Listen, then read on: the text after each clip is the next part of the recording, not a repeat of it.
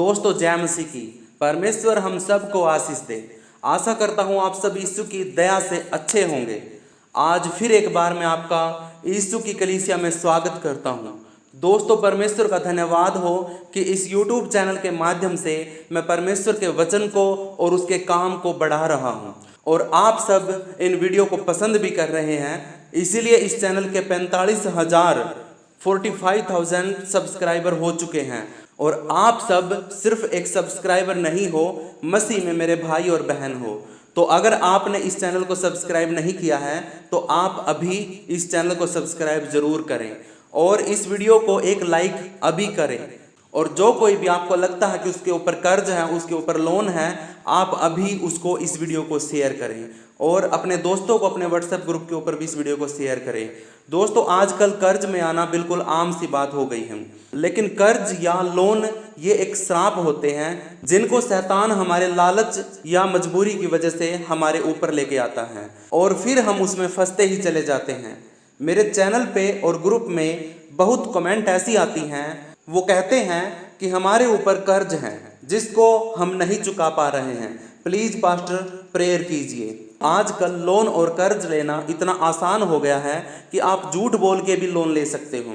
इसका मतलब है आप पाप करके श्राप ले रहे हो अपने और अपने बच्चों के लिए। दोस्तों आज मैं आपको बाइबल में से कहानी के माध्यम से कर्ज से मुक्त होने का तरीका बताऊंगा। हो सकता है ये वीडियो 2 पार्ट में बनानी पड़े, तो आपने दोनों पार्ट को देखना जरूरी है। तो चलिए शुरू करते हैं आज की वीडियो। दोस्तों आज का हमारा टॉपिक है कर्ज से बाहर कैसे निकले और कहानी जो है वो एलिसा और विधवा के बारे में है। ये बाइबल में दूसरा राजा 4 अध्याय उसके 1 से 7 वचन तक इसमें लिखा हुआ, इसमें जिक्र है। तो आज हम इस कहानी के माध्यम से सीखेंगे कि परमेश्वर हमें कर्ज से, लोन से कैसे मुक्त करने के लिए अगुवाई करता है। हालेलुया। दोस्तों मसीही जीवन आनंद का जीवन है, शांति का जीवन है, एक अनंत और जीवित आशा का जीवन है, विजय का जीवन है। लेकिन साथ ही साथ इस दुनिया में हम अपने जीवन में संघर्ष को भी पाते हैं और वह इसीलिए क्योंकि मसीही जीवन आत्मिक युद्ध का जीवन भी है। हम इस दुनिया के नहीं हैं, हम यहाँ पर एक परदेसी के रूप में अपना जीवन बिताते हैं और हमारा जो अपना जो देश है वो स्वर्ग में है। हालेलुया। यहाँ जीवन बिताते हुए कभी ना कभी हम आर्थिक रीति से बहुत आवश्यकता में होते हैं। उस वक्त हमारे सामने एक विकल्प होता है कि या तो हम अपना जीवन कमी में बिताएं या फिर हम किसी व्यक्ति से कर्जा लें या किसी बैंक से लोन लें। पता क्या बात होती है, बैंक वाले और फाइनेंस वाले आपको एक ऑफर देते हैं, आपको बोलते हैं कि आपको कम ब्याज देना पड़ेगा, इसलिए आप लालच में लोन ले लेते हैं। और जब आप लोन ले लेते हैं, जब किस्तें भरने के लिए पैसे नहीं होते हैं, तो आप क्या करते हैं कि दूसरा लोन और लेते हैं और उसके द्वारा फिर आप पहले लोन की किस्त भरते हैं। और जब पहले लोन की किस्त भी आ गई है, अब दूसरे लोन की भी किस्त भरनी है और फिर आप कहीं और से इंतजाम करते हो, किसी और से पैसे उठा लेते हैं, फिर आप दोनों लोनों की किस्त भरते हैं और फिर जिससे आपने पैसे उठाए हैं वो भी आपसे पैसे मांगने लग जाता है। मेरे प्रियो, आप एक ऐसे दलदल में फंसते चले जाते हैं जिसमें से निकलना नामुमकिन हो जाता है। दोस्तों कई बार क्या होता है कि हमारा काम कम हो जाता है और हम मजबूरी में जरूरतों को पूरा करने के लिए, अपनी इच्छाओं को पूरा करने के लिए कई बार हमें लोन ले लेते हैं। तो दोस्तों मैं आपको एक बात बताना चाहता हूं कि लोन या कर्ज बाइबल बिल्कुल मना करती है, साफ साफ इनकार करती है। ना तो तू ब्याज पे पैसा लेना, ना तू ब्याज पे पैसा देना। दोस्तों आइए आज एक विधवा के जीवन से सीखें कि किस प्रकार हमें अपने जीवन की तकलीफों में या यूं कहें कर्ज में कैसे हमने उस प्रॉब्लम से निकलना चाहिए। हालेलुया। तो इस कहानी को आपने कई बार पढ़ा होगा। मुझे आशा है कि आप इस वीडियो को देखकर इन बातों को सुनकर आशीषित होंगे। यह लिखा हुआ है दूसरा राजा 4 अध्याय उसका 1 से 7 में। हालेलुया।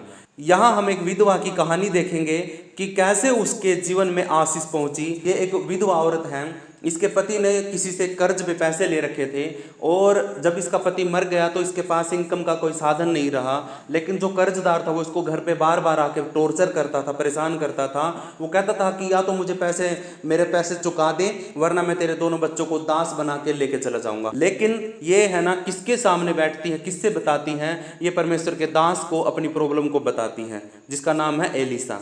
दोस्तों पहली बात तो हमको इससे सीखना है कि समस्याएं हर किसी के जीवन में आ सकती हैं, चाहे हम साधारण हो, चाहे हम सेवक हो, हम कोई भी हो, इस संसार में हर व्यक्ति के जीवन में समस्याएं हैं। कई बार हम सोचते हैं कि जो बड़े लोग होते हैं या करोड़पति होते हैं उनकी ज़िंदगी में कोई समस्या नहीं है। ऐसी बात नहीं है। हमारे आसपास ऐसे कई लोग हैं जिनके पास धन संपत्ति की कोई कमी नहीं है, पर उनको कोई ना कोई बीमारी लगी है। वो अच्छा खा नहीं सकते, सोने की समस्या है उनको, वो सो नहीं सकते। समस्याएं हर किसी की ज़िंदगी में आएंगी, इस बात को हमें याद रखना है। हम जो भी हैं, हम सब के जीवन में समस्याएं आएंगी, पर सवाल यह है कि जब समस्याएं हमारे जीवन में आती हैं तो हम क्या करते हैं या हमें क्या करना चाहिए। समस्या में हमें किसको पुकारना चाहिए, इंसानों को या फिर प्रभु को या परमेश्वर को। यहाँ पे एक पॉइंट है जो मैं आपको बता रहा हूँ, वो है कि हमें अपनी समस्याओं में परमेश्वर को पुकारना चाहिए। हालेलुया। आप इसको नोट कर लेना कि हमें अपनी समस्याओं में किसको पुकारना है, परमेश्वर को। उस स्त्री ने पहले क्या किया, जब उसके जीवन में समस्याएं आई, क्या वह सरकार के पास गई, क्या वह अपने पड़ोसियों के पास गई या अपने रिश्तेदारों के पास गई या किसी नेता के पास गई? नहीं, उसने परमेश्वर के जन को अर्थात परमेश्वर को पुकारा, क्योंकि वचन हमें बताता है कि जो तुम्हें ग्रहण करता है वह मुझे ग्रहण करता है, जो तुम्हारी सुनता है वह मेरी सुनता है।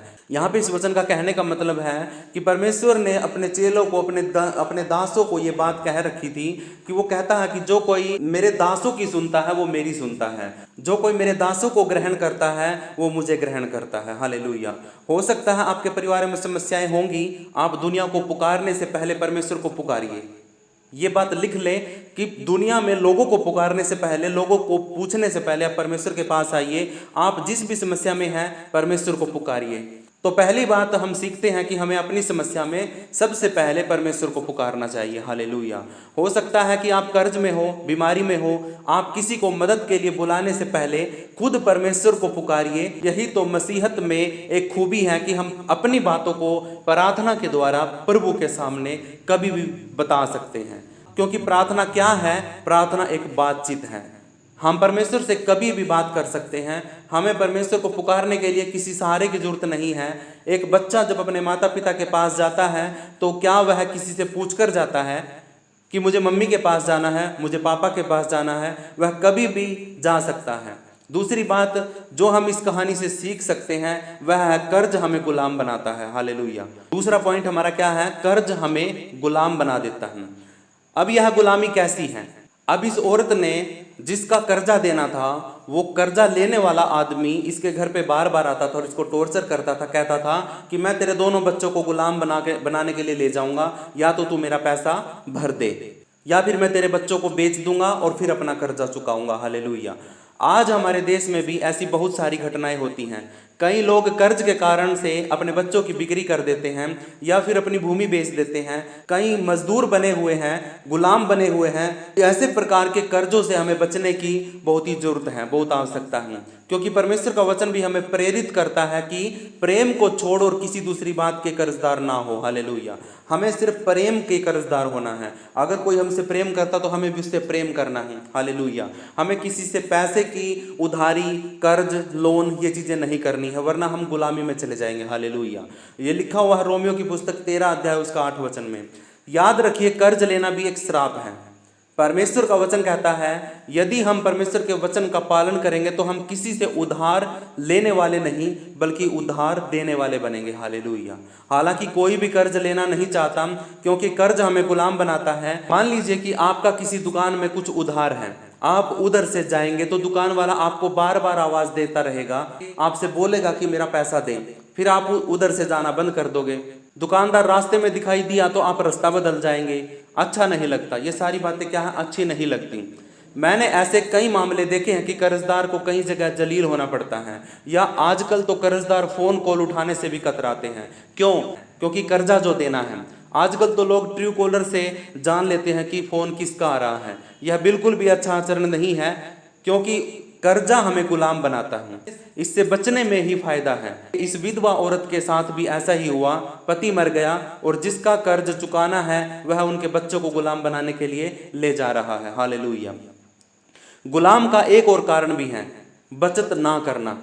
इस विधवा औरत के पति ने भी जीवन में कुछ बचाया नहीं, इसलिए जब उस औरत से प्रभु के दास ने पूछा कि तेरे पास क्या है, उसने क्या कहा? बस एक घड़े में थोड़ा सा तेल है और कुछ नहीं। उन्होंने बचत नहीं किया, उन्हें कुछ भी सेविंग नहीं करी, कुछ भी बचत नहीं की। हालेलुया।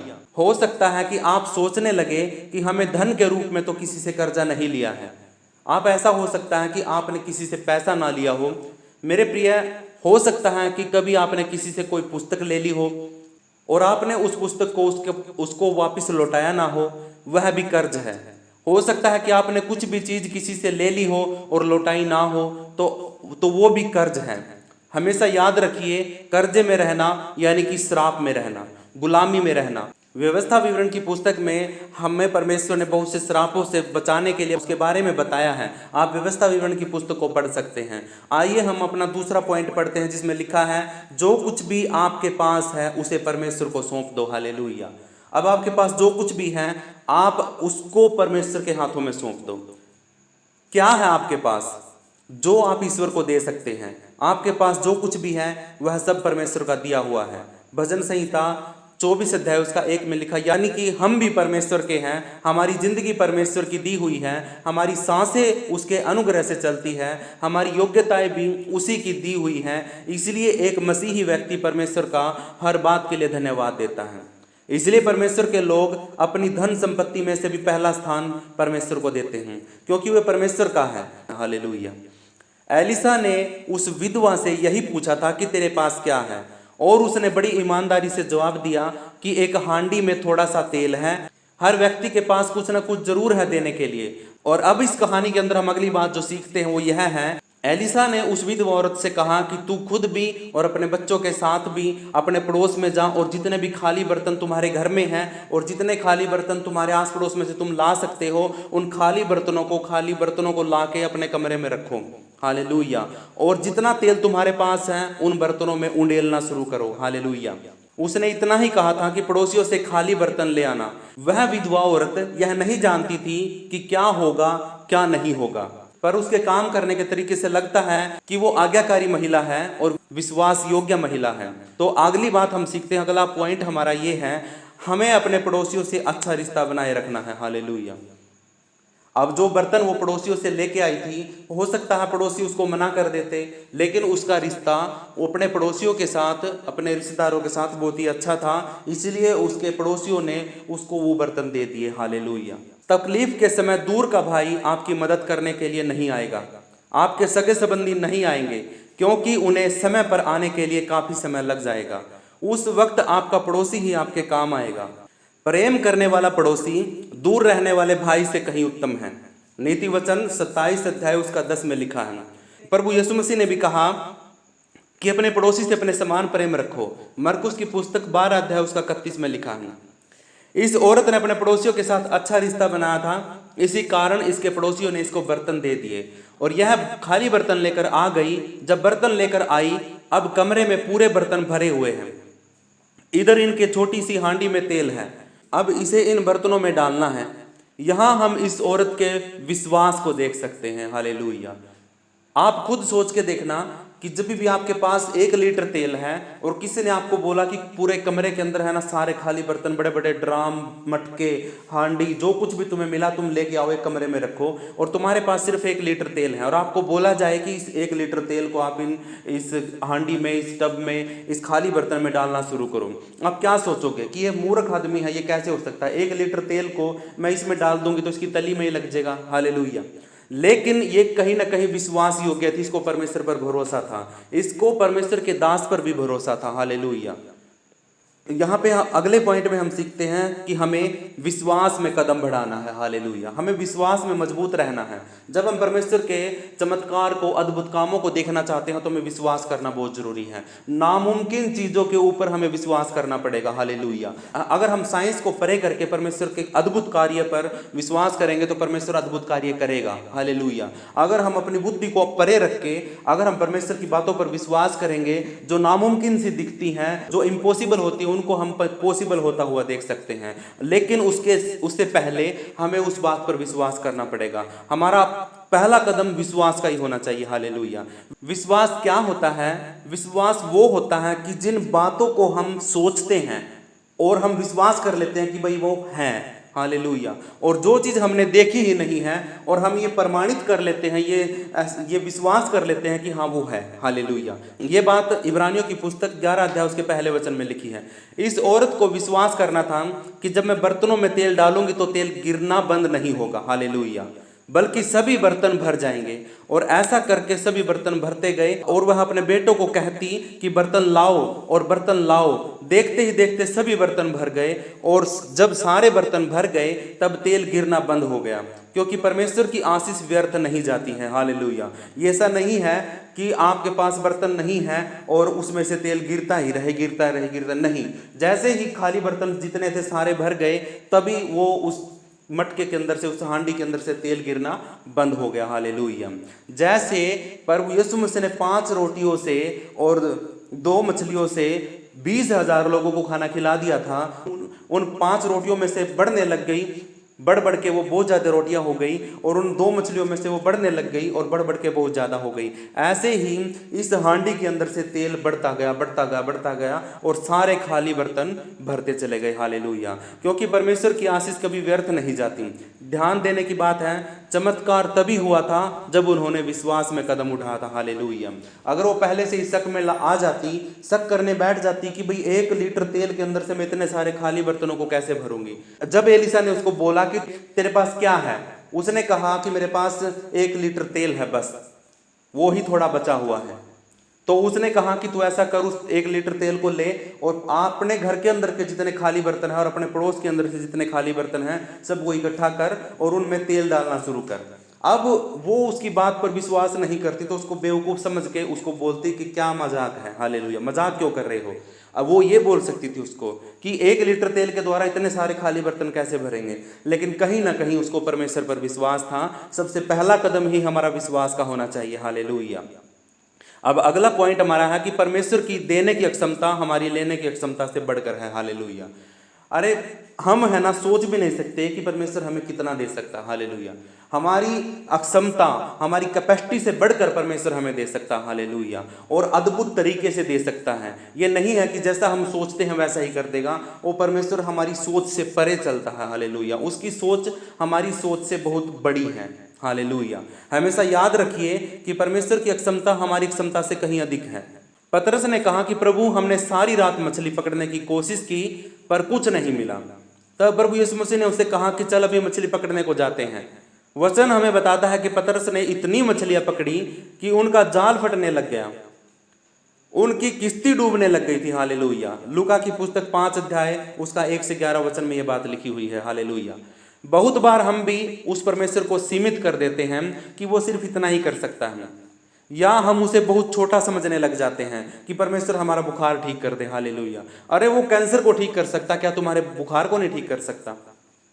वो 4 दिन के मुर्दा लाजर को जिंदा कर सकता है, वो 38 साल के रोगी को खड़ा कर सकता है, वो एक लकवे के रोगी के पापों को क्षमा कर सकता है, तो क्या वो तुम्हारे लिए 1 लीटर तेल से खाली बर्तनों को नहीं भर सकता? हालेलुया। परमेश्वर हमारा छोटी सोच का नहीं है और हमारी अक्षमता से बढ़कर, हमारी सोच से बढ़कर वो काम करने वाला परमेश्वर है। हालेलुया।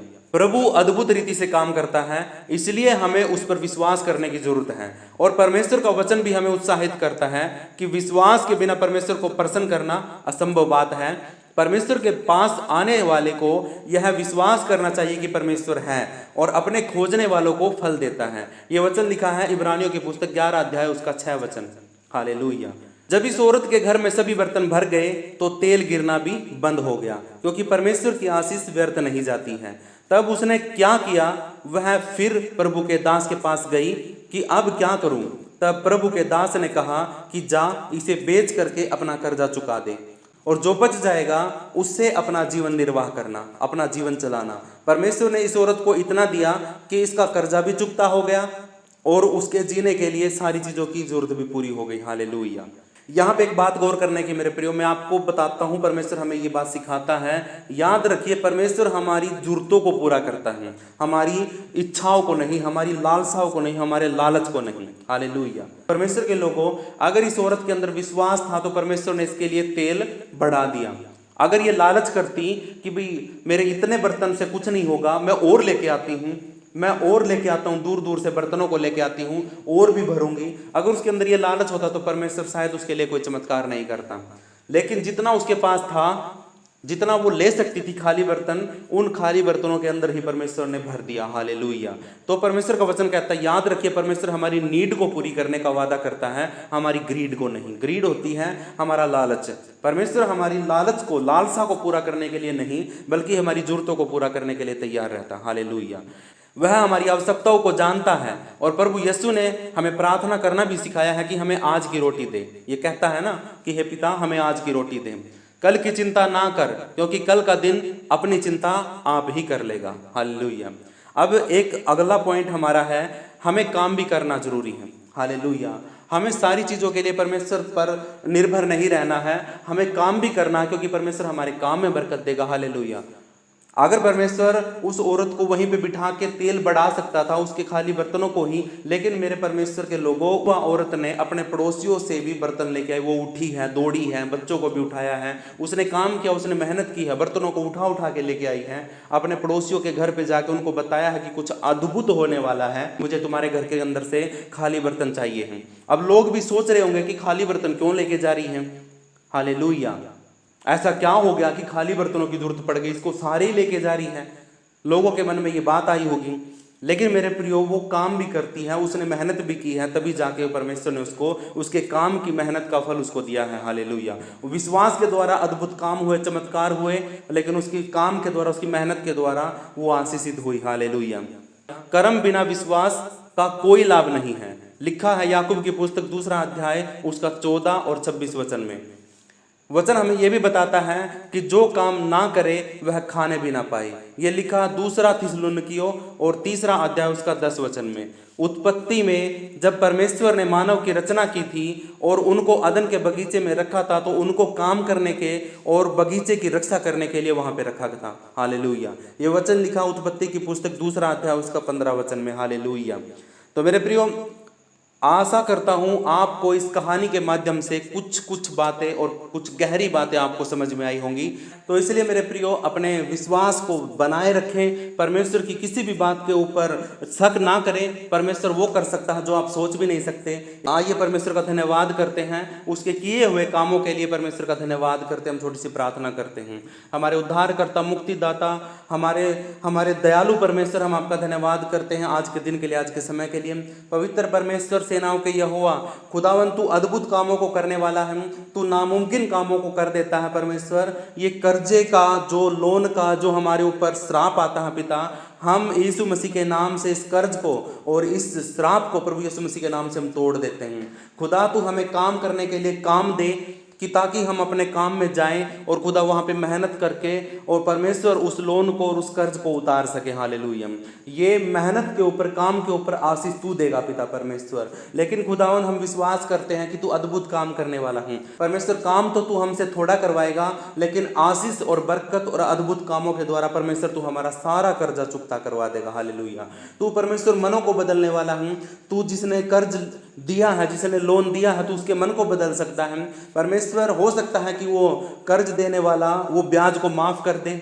अगर हम विश्वास के साथ परमेश्वर आपसे प्रार्थना करते हैं तो आप बहुत कुछ चीज़ों को बदल सकते हैं। लेकिन खुदावंद, हमें विश्वास के साथ कर्म भी करना है। ऐसा नहीं है कि हम बैठ के प्रार्थना ही करते रहें और काम ना करें, तो परमेश्वर तुम्हें ऊपर से पैसे नहीं भेजेगा। तुम्हारे पास कुछ होना भी चाहिए जिसके ऊपर परमेश्वर आशीष कर सके।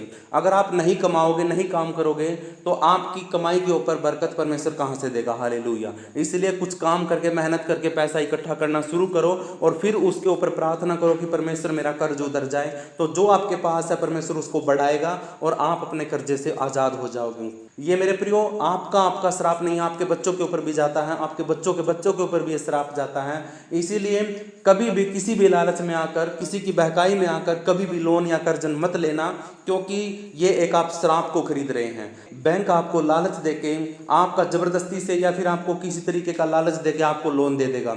आप ले भी लोगे, लेकिन आप ये नहीं जानते कि वो लोन आपकी ज़िंदगी के ऊपर एक एक सांप की तरह, अजगर की तरह बैठ गया हूँ, आपको धीरे धीरे करके वो बिल्कुल निगल जाएगा। हालेलुया। इसलिए मेरे प्रियो, श्राप को और कर्ज को आपने अपनी ज़िंदगी में कभी नहीं आने देना है। मैं ये प्रार्थना करता हूँ आपके लिए, अगर आज कोई कर्ज में, लोन में और किसी प्रकार के किसी का कर्जदार है, तो आज मैं उसको यीशु मसीह के नाम से आज़ाद करने की घोषणा करता हूँ।